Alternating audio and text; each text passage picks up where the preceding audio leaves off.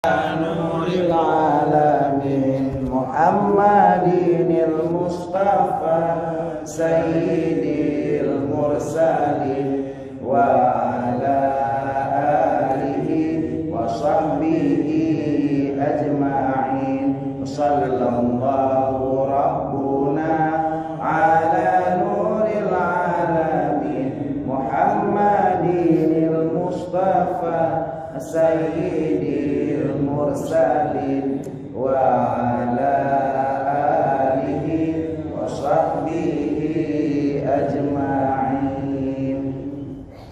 Assalamualaikum warahmatullahi wabarakatuh. Alhamdulillahi wa qafa wassalatu wassalamu ala sayyidina Muhammadin al-Mustafa wa ala alihi wa sahbihi ahli sidqi wal wafa. Amma ba'du. Puji syukur mari sama-sama kita panjatkan kehadirat Allah Subhanahu wa taala, di mana pada hari ini Allah masih mengizinkan, Allah masih memperkenankan kita berjumpa, bersua dan bertatap muka bersama di masjid kita tercinta, Masjid Al-Falah Gede Aceh. Sambil sejenak kita berniat iktikaf, nawaitu an a'takifa fi hadzal masjid sunnatan lillahi ta'ala. Sahaja aku beriktikaf di masjid ini sunatkan Allah Ta'ala. Salawat beriring salam hari selalu kita sanjung sajikan kehadiran Nabi besar Muhammad Sallallahu Alaihi Wasallam, di mana pada hari ini kita akan coba sedikit mengaji dan mengkaji hadis daripada beliau dalam sebuah kitab singkat, kitab kecil yang bernama Mau'izatul Mukminin. Kitab ini min Ihya Ulumuddin, artinya ringkasan dari kitab Ihya Ulumuddin. Kitab ini dikarang oleh Al-Allamah Al-Marhum Syekh Muhammad Jamaluddin Al-Qasimi Ad-Dimsyqi. Bagi barang siapa yang ingin mengikuti pengajian kitab ini, Abu Mudi Al-Mukarram, beliau mengajarkan kitab ini rutin setiap minggunya hari Rabu pukul 10 pagi di Samananga, yaitu di Al-Bakri, di luar daya juga. Kalau emang yang mau hadir, pengajian terbuka untuk umum. Baik, untuk bersingkat waktu pada seluruh jamaah yang telah hadir, kita simak sedikit pengajian ini, mudah-mudahan menjadi manfaat bagi kita semua. Bismillahirrahmanirrahim. Qala al-musannifu rahimahullahu ta'ala wa nafa'ana bi ulumihi fid dharaini amin. Telah berkatalah pengarang kitab ini, dan semoga kita semua yang hadir di sini mendapatkan manfaat dengan ilmunya musannif, ilmunya pengarang di dunia dan di akhirat, amin. Barusan saja kita melaksanakan sholat subuh berjamaah. Mungkin ada baiknya kita sedikit membahas apa saja rahasia dalam sholat dan kepentingannya. Kitabu Asrari Sholati wa Muhimmatiha. Kitab pada menyatakan rahasia dalam sholat dan hal-hal yang penting di dalamnya sholat. As-sholatu imaduddin. Sholat ini adalah tiang agama. Wa isamul yaqin, dan juga kokohnya keyakinan, wasayyidatul qurabat, dan penghulu orang-orang yang dekat dengan Allah, wa ghurratut ta'at, dan juga piala daripada orang-orang yang taat. Wa qad istaqyaddat usuluha wa furu'uha fi fannil fiqhi, dan sungguh kita telah melihat, telah menyatakan, telah memahami dasar-dasarnya dan cabang-cabangnya dalam fan ataupun dalam cabang ilmu fikih. Fanaqtasiru huna ala ma la budda minhu lil muridi min a'maliha wa asrariha al-batinah. Dan kami ringkas di sini di atas sesuatu yang tidak mungkin tidak perlu bagi orang yang menuntut ilmu daripada mengamalkannya dan rahasianya salat yang batin. Jadi apa saja kelebihan dan fadilah daripada salat.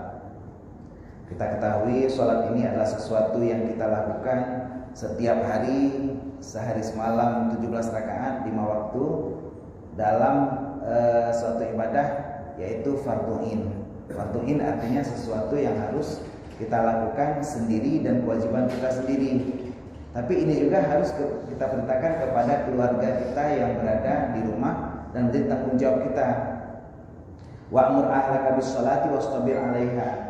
Perintahkan keluargamu untuk sholat. Qu anfusakum wa ahlikum nara, jagalah dirimu dan keluargamu dari Jangan sampai kita pergi ke masjid, kita sholat subuh berjamaah, tapi anak kita ternyata masih tidur di rumah. Jadi ini juga jadi bahaya. Kita lepas dari tanggung jawab pribadi secara fardhu ain, tapi secara tanggung jawab kita kepada keluarga kita mungkin kita belum terlepas. Nah, ada juga sholat yang disebut fardhu kifayah. Artinya bila dilaksanakan oleh satu orang, maka dia menggugurkan tuntutan dari orang yang lain. Artinya orang yang lain tidak perlu lagi melaksanakan sholat tersebut, seperti sholat jenazah. Tadi pukul 2, kebetulan saya baru saja menerima berita duka. Mungkin ada yang kenal salah seorang kawur di Monggedong, Bang Boy atau Bang Mirzaha, mungkin yang tanda matanya ada sedikit bolet di matanya. Itu beliau baru saja berpulang ke rahmatullah. Mohon doanya dari kita semua, bagi yang kenal mungkin, kalau yang sering Monggedong mungkin kenal. Sakitnya tiba-tiba, kita nggak tahu. Kadang-kadang apa yang kejadian menimpa beliau bisa jadi juga menimpa kita. Beliau pada malam sekitar seminggu yang lalu itu cuma makan bakso dengan kuah, paginya muntah-muntah dan dibawa ke KSM, langsung masuk ICU. Nggak sadar, nggak usah tangani, langsung bawa ke Zainal Abidin itu malam Kamis. Nah ini kejadian malam Kamis, saya dapat pas minggu berarti. Tadi dapat berita sudah pulang dan koma. Jadi kita nggak tahu, kadang-kadang kita makan hari ini tiba-tiba kita muntah nggak sadar lalu langsung meninggal. Jadi mudah-mudahan kita semua yang hadir di sini bisa mempersiapkan diri apa amal terbaik kita untuk menghadap Allah Ta'ala. Karena kita nggak tahu apakah sholat subuh yang barusan kita laksanakan mungkin sholat terakhir kita. Mungkin kita tidak bisa melihat lagi sholat duhur nantinya, tidak bisa hadir lagi di sini. Kemarin kebetulan saya sudah, mohon maaf, sudah agak lama tidak mengisi pengajian di sini. Ada salah seorang jemaah kita ya yang sering hadir di sini, yang sering tidur juga di masjid. Kebetulan juga baru saja musibah meninggal juga ya, terpleset di sini. Jadi saya juga baru, kita nggak tahu ajal itu bisa datang tiba-tiba. Makanya persiapkan diri kita, perbanyak amal ibadah kita, terutama yang fardhu ain. Jadi kalau yang fardhu kifayah, dia menggugurkan tuntutan pada diri kita. Tapi bagi yang tidak melaksanakannya tidak dapat pahala. Sama seperti kurban kemarin. Kita cerita kurban. Apakah satu kambing yang dikurbankan memenuhi kuota untuk satu keluarga? Iya, secara sunnah kifayah. Artinya kalau sang ayah sudah menyembelih kambing, maka sang anak, istri yang ada di keluarga tersebut gugur tuntutan sunnah untuk berkurban. Tapi pahala untuk satu orang tersebut, kecuali beliau mendengarkan pahalanya kepada seluruh keluarga. Jadi itu ceritanya kifayah. Sedangkan ini sholat adalah fardhu ain. Nah, kalau seandainya muncul pertanyaan, ada orang yang meninggal, kalau meninggal karena sakit wajar, kita pernah dengar, pernah lihat beritanya dan tahu penanganannya. Dan hari ini mungkin mohon doanya juga Imam Syekh kita bersama Tugu Zarkashi mungkin dalam keadaan kurang sehat, mohon doanya agar cepat disembuhkan oleh Allah. Ada berita kemarin ya, salah seorang mahasiswi yang bernama Lia meninggal dalam keadaan bunuh diri. Nah, jadi penanganannya bagaimana? Kita nggak perlu bahas penyebabnya. Padahal tanggal 23 besok rencana mau melangsungkan pernikahan, tapi tanggal 21 di Aceh Besar gantung diri di Kosen Pintu. Nah, kenapa beliau bunuh diri kita nggak tahu. Tapi yang pastinya bagaimana penanganan jenazah ini. Kita cerita tentang sholat fardhu kifayah. Kemarin di sekitar berapa tahun yang lalu, 4 tahun yang lalu, itu pernah ada juga kejadian di Monggedong juga di Sorong 1. Nah, orang di sini kembali bingung apakah orang yang bunuh diri dikifayahkan seperti orang biasa atau dia sudah keluar dari agama Islam. Apakah murtad? Karena kan ada yang berkata bahwa bunuh diri ini murtad, begitu dia meninggal maka tidak lagi dimandikan, tidak wajib dimandikan karena 4 kewajiban bagi yang jenazah Islam. Dimandikan, dikafankan, disolatkan, dan dikuburkan di makbarah muslim. Orang yang bunuh diri apakah mendapat 4 kewajiban ini? Apakah kita fardhu kifayah juga melaksanakan? Ternyata dalam kitab Raudah dan juga Syarah Muhazzab itu di masa kita Syafi'i, dan kitab ini karangan daripada Imam Nawawi, yaitu Yahya bin Syaraf bin Husain bin Hasan bin Muhammad. Beliau meninggal pada tahun 672 Masehi di Damaskus, Irak. Beliau mengarang kitab yang mengatakan bahwa hukum bagi orang yang bunuh diri ternyata diperlakukan sama dengan kita orang Islam. Jadi bila kita melihat tetangga kita atau siapa yang bunuh diri, maka kalau di KTP-nya Islam kita harus memandikan, mengkafankan dan mensolatkan, juga menguburkan di tempat orang Islam. Walaupun dia berdosa besar, tapi itu tanggung jawabnya di akhirat Allah. Dan kita secara fardu kifayah wajib melaksanakan tata cara kifayah tersebut. Fadilatul azan, yang pertama sebelum masuk kita sholat yaitu fadilah azan. Baru saja tadi kita mendengar kumandang azan dari Tengkufun Bilal Masjid Al-Falah di Aceh dengan suara merdunya. Apa saja ternyata fadilah dari azan? Qala sallallahu alaihi wasallam, telah berkatalah Rasulullah sallallahu alaihi wasallam, la yasma'u nida'al muazzini hin jinnun wala insun wala syai'un illa syahidalahu yaumal qiyamah. Tidak adalah orang yang mendengar panggilan dari muazzin, baik itu jin ataupun manusia, dan tidak siapapun atau sesuatu pun kecuali bersaksi baginya orang tersebut oleh azan pada hari kiamat. Nah, azan yang kita dengarkan berdiri menjadi saksi bagi kita. Upayakan, kenapa bagi orang yang mengadakan rapat tiba-tiba berhenti dulu azan. Kenapa? Karena saat kita mendengarkan azan dengan sempurna, maka azan ini akan bersaksi bagi kita di hari kiamat. Jadi upayakan kita menghormati panggilan azan, tapi pun jangan berhenti demikian. Begitu mendengar panggilan azan berhenti dengar lalu pergi. Jangan sampai lagi anak mir wadai ne kenal kaca. Dia lagi main-main sama adiknya. Ayah lagi panggil. Nak, kesini nak. Ayah lagi panggil. Diam, ada panggilan ayah. Nak, kesini. Berapa kali dipanggil ayahnya, dia nggak datang, cuma menghormati panggilan. Jangan juga seperti itu, azan berkumandang, kita mendengar tapi hati kita tidak tergerak ke dalam masjid. Hati-hati.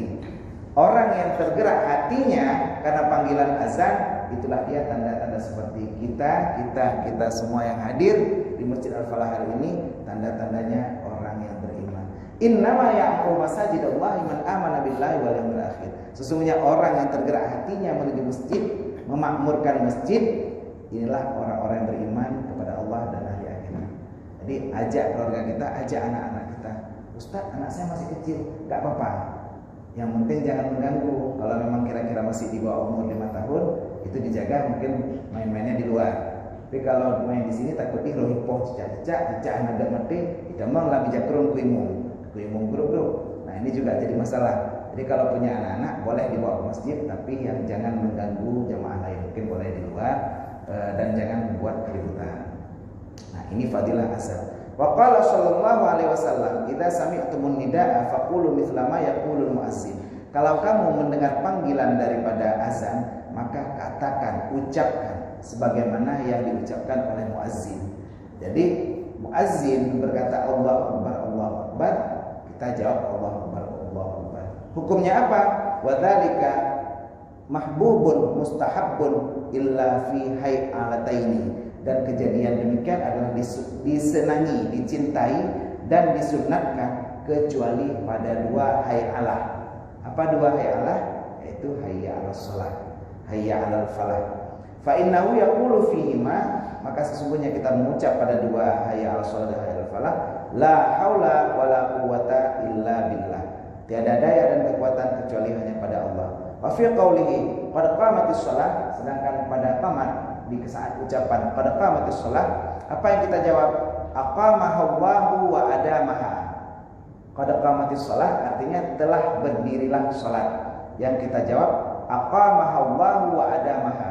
Semoga Allah mendirikan salat ini dan membuatnya berjalan selamanya. Dawam artinya berjalan selamanya. Wa fit taswibi, dan pada kalimat taswib ay qaulu muazzin al-fajri as-salatu khairum minan naum. Pada kalimat taswib itu yaitu pada azan subuh tadi muazzin berkata as-salatu khairum minan naum. Pada ucapan seperti itu apa yang kita jawab? Shadaqta wa bararta. Shadaqta, benar kata. Iya betul. Ya. Jadi minimal ya kalau panjang boleh, shadaqta wa bararta saja juga boleh. Jadi barata itu dari abrar, artinya baik kata. Salat itu lebih baik daripada tidur. Bedanya udah dengan as-salatu khairun minan naum, makin tanom dari ijal imut. Nah, ini juga jadi masalah untuk kita. Wa indal firaghi, dan sunatkan ketika selesai azan, yaqulu, kita berkata, Allahumma rabb hadhihi ad-da'wati tammah was salatil qa'imah ati Muhammadanil wasilata wal fadilah wa ba'athu maqaman mahmudan alladzi wa'adtah. Ini mungkin sudah hafal semua. Doa ini adalah doa setelah azan, juga dibaca setelah iqamah.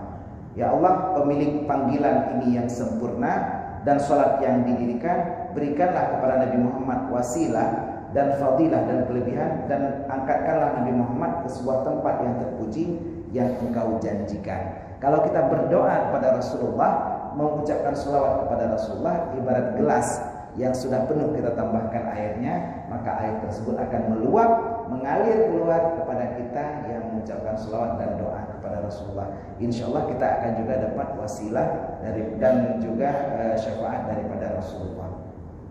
Fadilatul maktubah, fadilah salat fardu. Qala Allah Ta'ala, inna salata kanat 'alal mu'minina kitaban mawquta. An-Nisa ayat 103. Sesungguhnya salat di atas orang beriman itu adalah kewajiban yang berwaktu. Artinya apa? Ini adalah janji Allah. Kalau kita salat tepat pada waktunya, maka rezeki kita, kehidupan kita akan mengalir sebagaimana mestinya. Tapi hati-hati bila kita sering meninggalkan salat atau salat tidak tepat waktu, maka rezeki kita juga akan terhambat sesuai dengan jam kita meninggalkan atau melambatkan sholat. Contoh, misalnya ada seorang pemuda berumur 35 tahun. Dia sholat asar itu pukul 5:30 sore. Asar pada hari ini 21 Zulhijjah 1440 Hijriah itu waktunya 3:51. Kita sholat asarnya di pukul 5:30, berarti kita terlambat 1,5 jam. Kalau kita sholat terlambat 1,5 jam, lalu dikali 5 waktu sehari, lalu dikali 30 hari sebulan, dikali 12 bulan dalam setahun. Kalau kita balik dalam umur 15 tahun, umur kita sekarang 35, dikali 20 tahun, berarti kita terlambat 6 tahun. Uronyo tambah muto sama-sama pada Aceh. Ngantanyo kadu usare, ditanya mentani matang. Kalau kita terlambat 6 tahun, teman kita sudah jadi kepala dinas, teman kita sudah jadi bupati, teman kita sudah jadi wali kota, kitanya masih narik beca. Kawan kita antar kemana-mana, kenapa? Rezeki kita terlambat, rezeki kita terhambat karena kita melambatkan sholat. Inilah sholat diwajibkan berwaktu, artinya waktu azan berkumandang, ayo sholat, biar Allah jaga rezeki kita. Wa qala sallallahu alaihi wasallam, as-shalawatul khamsu wal jumu'atu ila jum'ati kaffaratun lima bainahunna majtunibal kaba'ir. Apa fadilah daripada salat fardu? Salat yang 5 dan Jumat ke Jumat adalah kafarah bagi sesuatu dosa di antara keduanya selama dijauhkan dosa yang besar. Kalau kita menjauhi dosa-dosa besar, maka dosa kita di antara subuh dan duhur nantinya Allah akan hapuskan, kecuali dosa besar. Dan jauhi dosa besar, karena dosa besar bisa menghilangkan adalah keadilan. Mohon maaf apabila kita punya anak perempuan nantinya, bagi yang kaum bapak-bapak, jangankan mau nikah sekali lagi, kadang-kadang mau menikahkan anak sendiri, kalau tidak ada adalah, tidak ada sifat adil, maka tidak bisa jadi wali. Salah satu tidak adil melakukan dosa besar. Apa itu dosa besar? Dosa besar tidak bisa dihapuskan dengan antara dua salat, seperti melakukan yang biasa kita dengar sekarang, mengambil riba. Pernah ada kejadian, kemarin ada saya cerita juga di pengajian di rumah di gereja juga, ada salah seorang yang melangsungkan pernikahan, lalu walinya setelah melangsungkan pernikahan ternyata tanya sama tengku, walinya itu ngambil kredit. Dan begitu ditanya ke Abu Palung Gading, jawaban beliau, nikahnya harus diulang kembali dan tidak pakai wali tersebut, tapi tahkim kepada wali am, ahli hakim. Jadi hati-hati, jangan sampai dosa besar kita menghambat kita dari kehidupan kita dan menikahkan anak kita kita sendiri. Ustaz, saya wakilah nikah. Tidak boleh mewakilahkan nikah sesuatu yang tidak bisa kita lakukan. Wakilah adalah sesuatu yang kita wakilkan yang bisa kita lakukan sendiri. Tengku dulu ngobrol saya HP-nya. Ya kalau HP kamu, kalau HP orang, misal kita ada jamnya merek Casio kasih orang, itu orang yang kasih. Kalau orang yang kasih dan milik kita boleh, tapi kalau HP orang kita yang jual nggak boleh. Kenapa? Tidak ada tamlik. Kalau sudah ada tamlik baru boleh diwakilan. Kita tidak boleh menikahkan anak, maka tidak boleh juga mewakilkan. Hati-hati hari ini, jauhkan dosa-dosa besar, dan untuk dosa-dosa kecilnya silahkan lakukan sholat saja. Sholat kita akan menghapus dosa-dosa kecil kita. Wasu'ilah yang terakhir, wasu'ilah ayyul a'mali afdal. Ini hadis yang terakhir dari Fadilah al-Maktubah. Ada orang yang bertanya kepada Rasulullah SAW, amal apakah yang paling afdal? Faqala, maka Rasulullah menjawab, as-salatu li waqtiha, salat tepat waktu. Nah, ini adalah amal yang paling afdal. Daripada jihad siapa bagus? Bagus salat tepat waktu. Daripada sedekah siapa bagus? Bagus salat tepat waktu. Kenapa? Ini kewajiban kita kepada Allah. Aqimis sholata li dzikri, dirikan salat untuk mengingatku, kata Allah. Mudah-mudahan kita semua jadi ahli mendirikan salat. Wa kana Abu Bakar radhiyallahu anhu yaqul, dan Abu Bakar radhiyallahu anhu berkata, "Idza hadaratis shalat qumu ila narikumul lati aw qaddimtumuha fatfi'uha." Kalau ketika tiba waktu salat, maka Abu Bakar berkata, "Berdirilah kamu dan hadapilah apimu, ataupun kamu datang dan matikan apimu." Saat kita berdiri menghadap Allah di dalam salat kita, bayangkan seakan-akan syurga berada di sebelah kanan kita, Ka'bah di depan kita, kita berdiri di atas titian shiratal mustaqim, dan neraka berada di sebelah kiri kita. Dan anggaplah salat ini salat terakhir kita. Kalau kita tidak bisa memadamkan api kita sendiri, siapakah yang akan memadamkan api neraka bagi kita dan keluarga kita?